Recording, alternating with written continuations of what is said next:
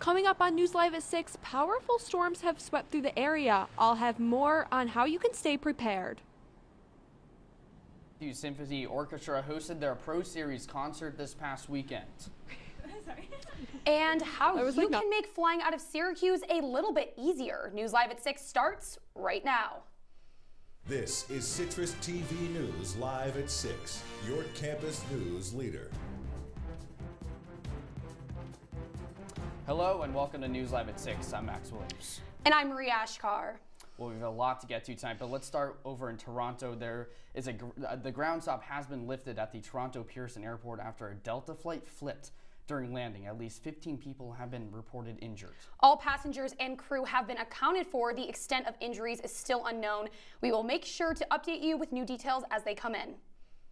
Well, the snow has been harsh in upstate New York as we saw this weekend. We are still under a lake effect snow warning until 6 a.m. tomorrow morning and a high wind warning until 7 p.m. tonight and even a cold weather advisory until 10 a.m. tomorrow.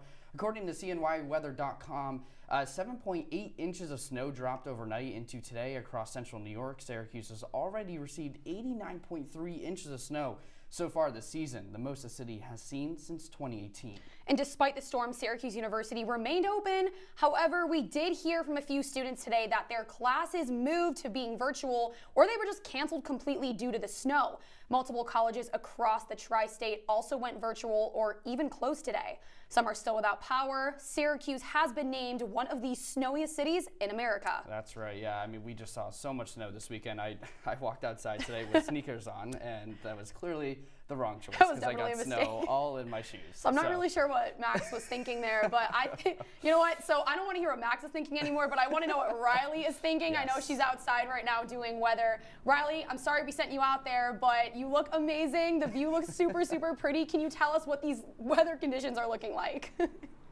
a nice sunset. Yeah, it's true. Thanks, Max and Marie. It is currently freezing outside with temperatures of 19 degrees with a feels like temperature of -6. But despite the cold, it's actually a beautiful night here in Syracuse. We are currently in a cold weather advisory with wind warnings and lake effect snow warnings. Now, we aren't expected to get any snow tonight, but it is going to dip down to about 16 degrees. Now, our wind warning is supposed to end at about 7 p.m., so we can expect the gusts of wind to kind of die down, but the cold weather and the snow is going to continue throughout the next several days. I'll have more on the 5-day forecast later in the show. Back to you guys. All right, Riley, thank you. Make sure you get inside soon so you can get warm. Yes. All right, well, let's take a look at the roads right now. Travel advisories are in effect all over the state today and are still going on right now. Looks like we don't have the live cam just yet. Okay. They're about to bring it up. There we go. There we go. There wow, we go. Yes. That's a really good view. Yeah, the roads look pretty clear. Traffic looks pretty smooth there. You're taking a look at I-81 northbound and southbound.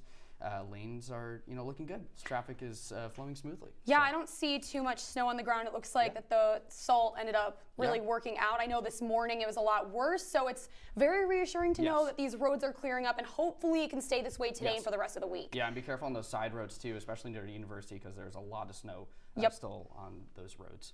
All right, well, the SU Symphony Orchestra performed a student-driven concert. Our reporter Caleb Plank has more on the students' hard work that went into creating the show.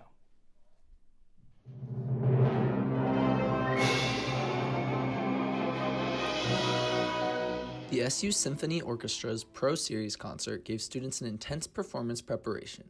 Sacrifice, extreme concentration, and half as many rehearsals as a regular show were the keys to the performance's success. The students put in an inordinate amount of practice time that ordinarily would be put toward private lessons and secondary instruments and things that they would be using as they go forward from here. In addition to their performative abilities, the students had a big part in the show's creative decisions, including the selection of recognizable movie and video game soundtracks. So they all contributed from the very first thoughts about how we were going to put this together. And then they worked really hard at bringing to the table their expertise and their experience. In addition to bringing inspiration to the table, students also had to adapt to a professional working schedule. Kind of emulates that real life film music vibe where we have a quick turnaround with the music. So we prepared this all in just a couple weeks, and very few rehearsals for this concert. So that's a little bit unusual. It's a good challenge for all of us in the orchestra. I had a lot of fun preparing it, especially because it's music that we love so much and that we know. It's more motivating to me to practice it and to prepare it, and it's been really fun. The students in the Setner School of Music and SU Symphony Orchestra are getting right back to work as they prepare for their second and final concert of the semester in April.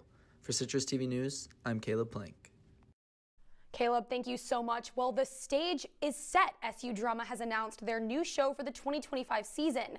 It's called A Walrus in the Body of a Crocodile, and it focuses on exploring language and gender. Performances for the show are set to begin this Friday at the Storch Theater at the Syracuse stage. Tickets are available through the Syracuse box office. Well, listen up, seniors like myself and Marie here. Say cheese. Right now, graduating seniors can get their yearbook portraits taken on the 3rd floor of Shine Student Center. Appointments are required. Here are some of the tips for your senior portraits from the Syracuse website. The photos will include poses in business attire and cap and gown. There's no charge, and you will receive a session ID and access code at the time of your session. You'll be able to use these codes to view your photos online as well, which will come 7 to 10 days after you get them taken, and make sure to arrive on time. Well, we have new details tonight. 5 people are being charged with the murder of a transgender man. 24-year-old Sam Nordquist was reported missing this month. According to state police, he was tortured for over a month before he was killed. Troopers made the arrests Thursday at a motel in Ontario County. Governor Kathy Hochul released a statement on the murder and arrests, saying, quote, "The charges against these individuals are sickening, and all New Yorkers should join together to condemn this horrific act. We are praying for Sam Nordquist's family, community, and loved ones who are experiencing unimaginable grief." Old staff at Collins and Elmira Correctional Facilities are protesting over issues in working conditions. The New York State Department of Corrections and Community Services released the following statement. Facility staff took action initiating illegal and unlawful actions this morning. The correctional facility are, quote, committed to engaging the union in order to return staff to work and resume normal operations at the 2 facilities, end quote. Well, a health alert tonight. A New York monkeypox strain has been detected just outside of New York City.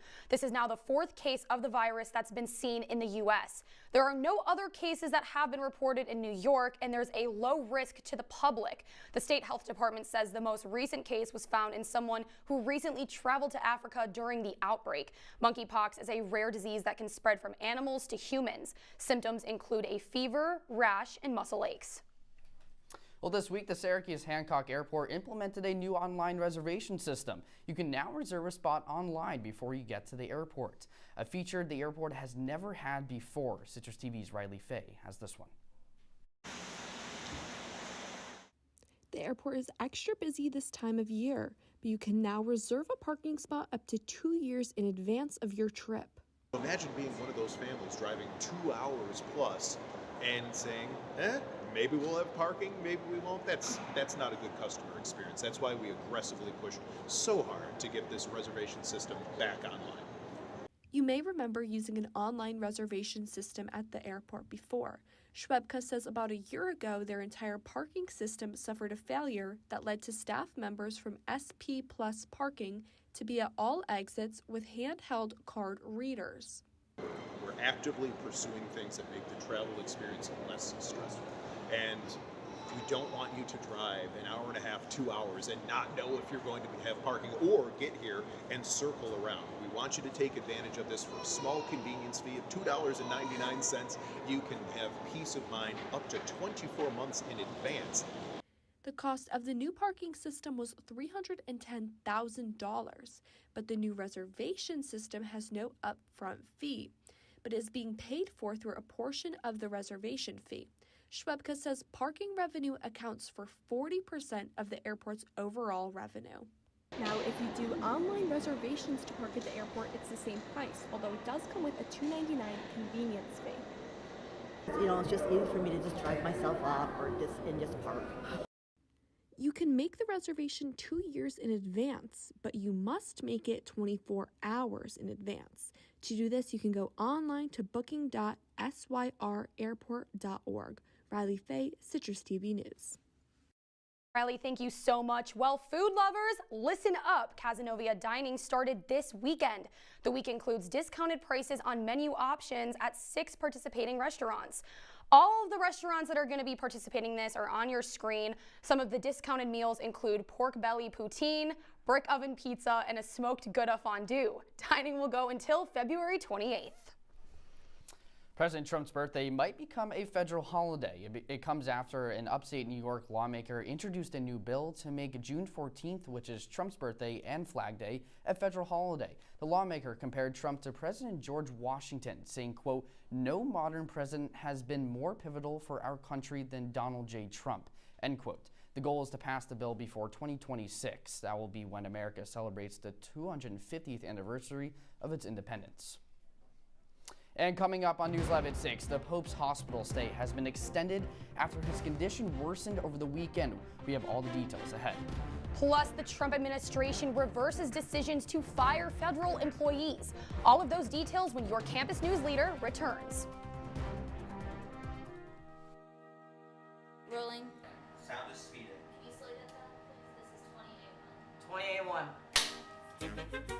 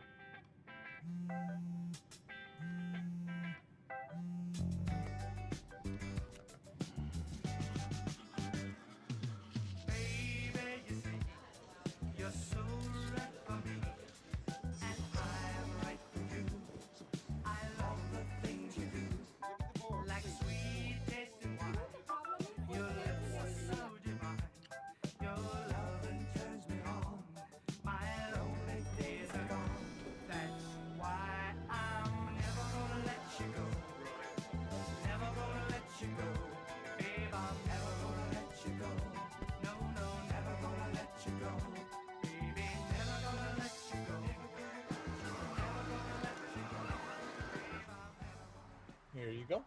Thank you. Thank you.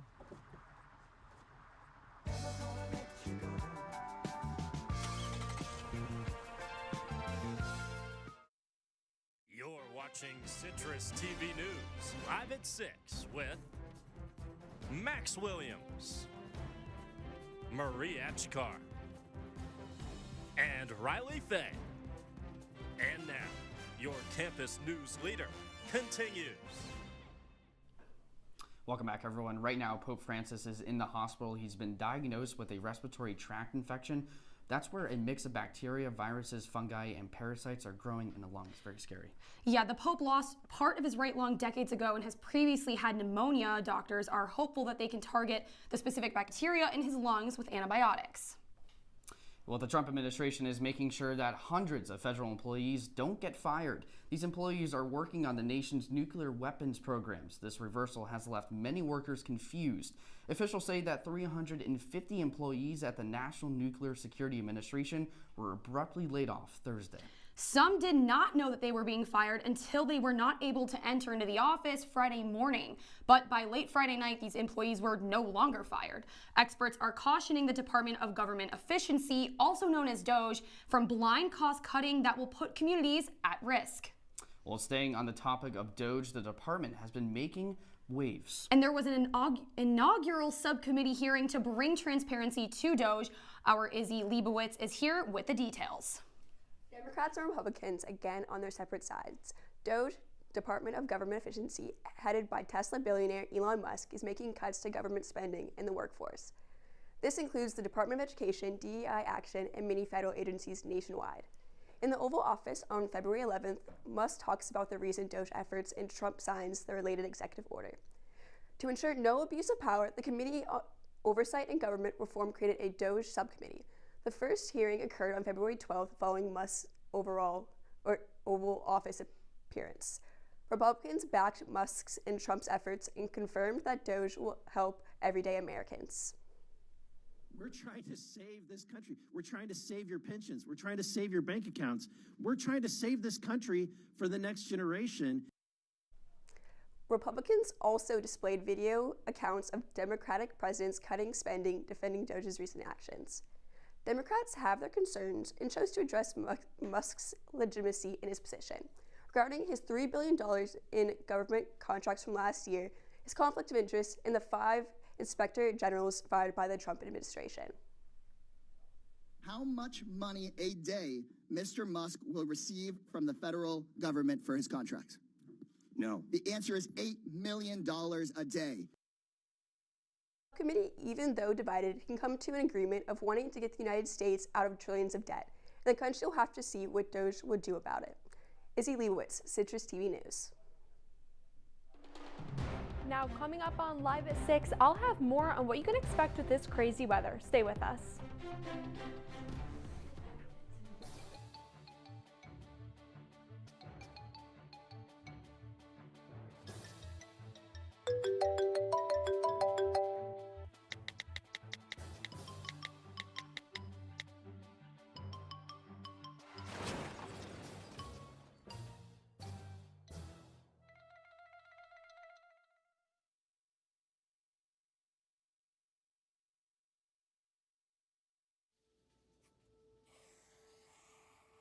Dad?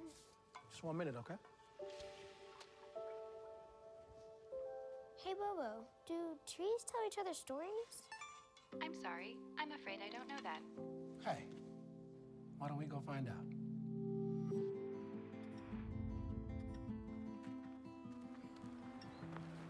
Listen. Do clouds take naps? I couldn't tell you.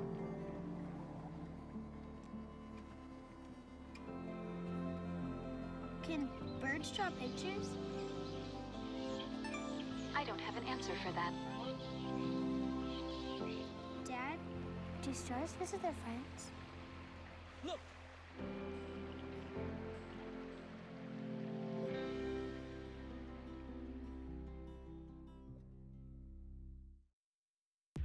From the Citrus TV Weather Center, this is SU's most accurate weather forecast. Welcome back to News Live at 6. Now, I mentioned the 3 different types of weather warnings or advisories that we're experiencing here in Syracuse, but we're not alone. As you can tell, it's all over the region. Some places like Penn and Elmira are only experiencing the wind advisory, but places like Fulton, Syracuse, like I said, Cortland, everywhere has at least some sort of advisory, whether it's weather, temperature related, or the lake effect snow. Rochester's at the coldest at 17. They're experiencing a temperature advisory. And let's look at later in the week here in Syracuse if it's going to get any better, because like I said earlier, it's going to last the next several days. Tomorrow, still quite cold. Luckily, no snow overnight. It'll be 19 degrees and cloudy, and then moving into Wednesday and Thursday, more precipitation throughout the day. We're expecting several inches of snow at about the 20 temperature, and those high winds that I mentioned are going to continue. We're expecting winds in the 20 mile per hour throughout the week. Friday, we have some morning snow showers at 24, a low of 18, and then later in the week, Saturday, it's going to be mostly cloudy with a high of 33. So it is warming up, and luckily we are only 31 days away from spring. So I can't guarantee that the spring will bring the sunshine or even warmer temperatures. At least it will say spring on the calendar. Max and Marie, back to you. Riley, thank you. I love that spring is just upon us. I can't wait for that. I heard the word spring, and I don't think I've heard that in so long. Yes, I know. Well, it's reassuring. Yes. What is not great is the cost of gas continues to rise, leaving any hopes of hitting the $3 per gallon mark in the rearview mirror. But since last Monday, Syracuse gas prices have gone down 1 cent. AAA predicts that gas stations will soon be transitioning into their summer blend fuel, and this will cause prices to rise. Well, what else is rising is something in sports. Jish, do you want to take Come here. Sure, guys, it's crossover season, and I'm not talking about basketball. Well, I am talking about basketball, but I'm also talking about men's and women's lacrosse. It was a busy weekend for SU Sports, and we got a busy segment all about them when we return. Here we go. We're gonna go out there in the rain. You're gonna get wet. All right, here we go.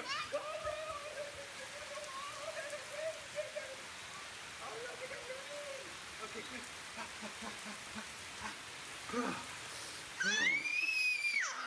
Oh yeah, yes. So much fun. Mwah.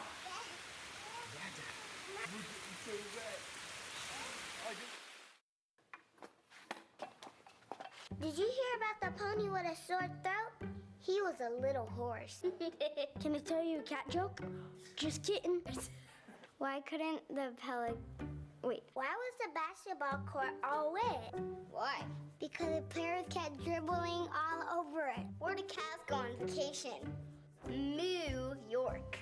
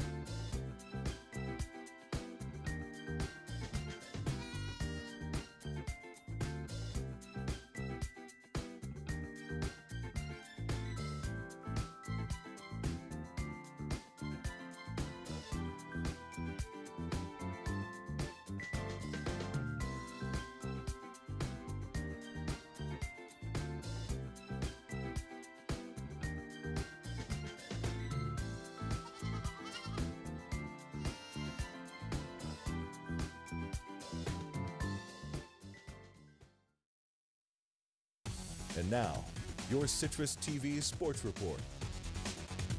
Tar Heels, Terrapins, and trips to the West Coast. Oh my. The Orange were all over the country this weekend, and it's time to break it all down. Welcome into sports. I'm Jish Sokolsky. Let's start at home, though, where Syracuse men's hoops took on North Carolina on Saturday. But don't be fooled, though. This UNC team is not the powerhouse it was in years past.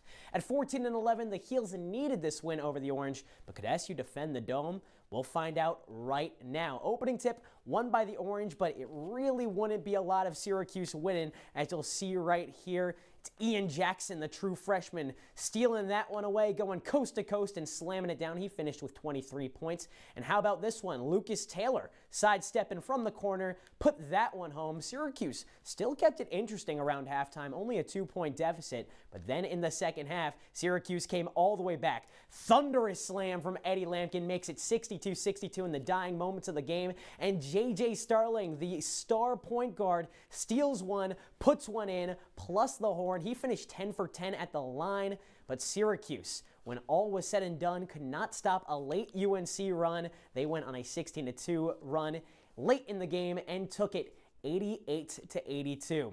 North Carolina outlasts Syracuse in a high-scoring one, but SU fails to upset UNC after doing so last year when the Heels were the 7th best team in the country. Guard J.J. Starling and big man Eddie Lampkin each crossed the 20-point mark, but after that, only one other Cuse player scored in double figures. Lampkin took advantage of the Heels' lack of size on his way to a career high in points, but on the other end, guard Ian Jackson, a high school teammate of Syracuse freshman Elijah Moore, led the way with 23 points. It's the freshman's first 20-point game in a month, but the men were the only team to let down this weekend. Let's take a trip with me to California, well, I wish, where the women's squad faced the Golden Bears at the Haas Pavilion.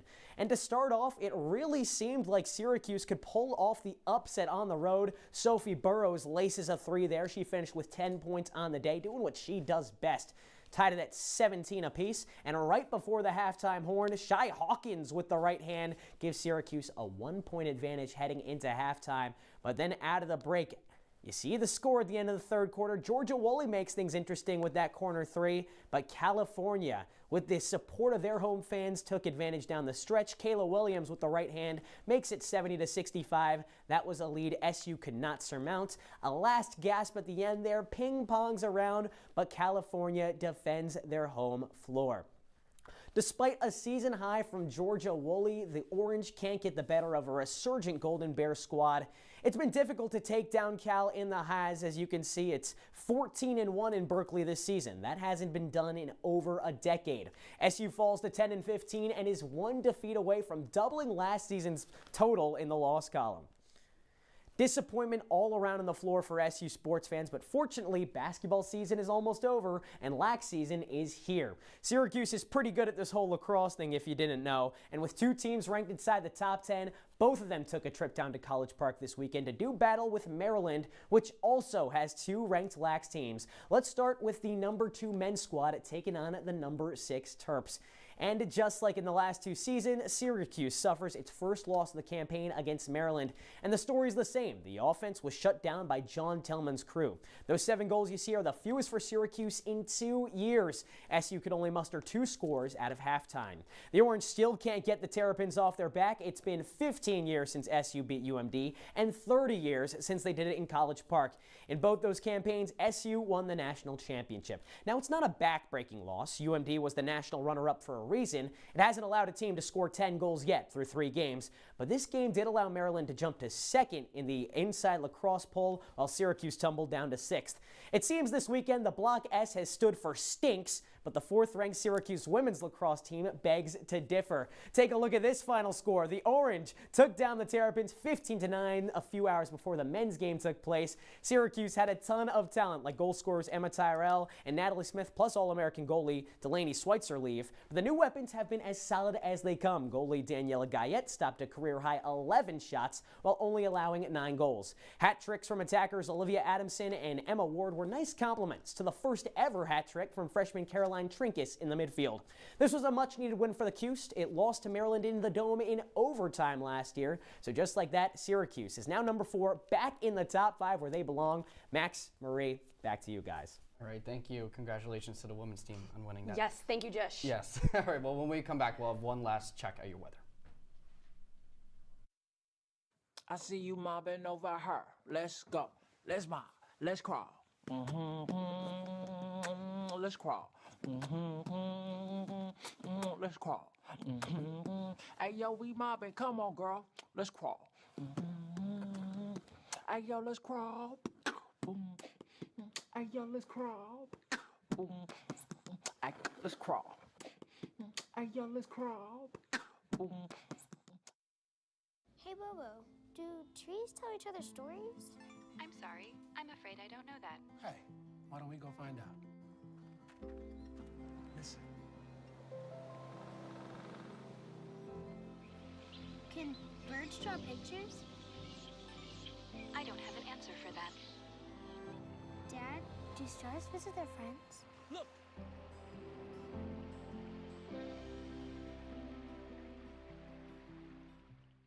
Stem is precise, no margin for error. Dare to forget that. Dare to have fun with it. Get weird with it. Dare to send those old STEM theories flying past the neighbor's house into outer space. Dare to program something internet-breaking, record-breaking. Dare to blow their minds. Dare to learn the difference between sedimentary and metamorphic rock. Go find those rocks. Dare to keep daring. Dare to STEM. Check out She Can STEM to get started.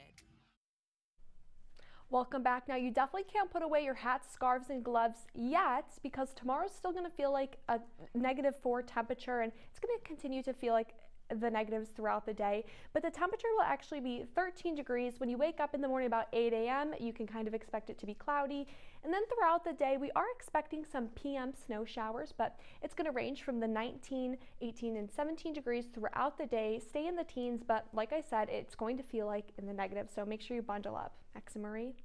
Riley, thank you. Well, before we go, over the weekend, Captain America, A Brave New World made it big in the box office over the weekend, bringing in $88.5 million in ticket sales. And this is Marvel's first major release since Deadpool and Wolverine. And unfortunately, that is all the time that we have tonight on news. Oh, it's not actually. We have some more time. Okay, favorite Marvel movie, go. It's gotta be Superman. That's Is that Spider-Man. not Spider-Man's Marvel? better. Sorry, why did I say Okay, Superman? now Yes. that's all the time for Live at 6 that we have on this Monday for Citrus TV. Thanks for joining us. Have a great night. Thanks. Bye, everyone.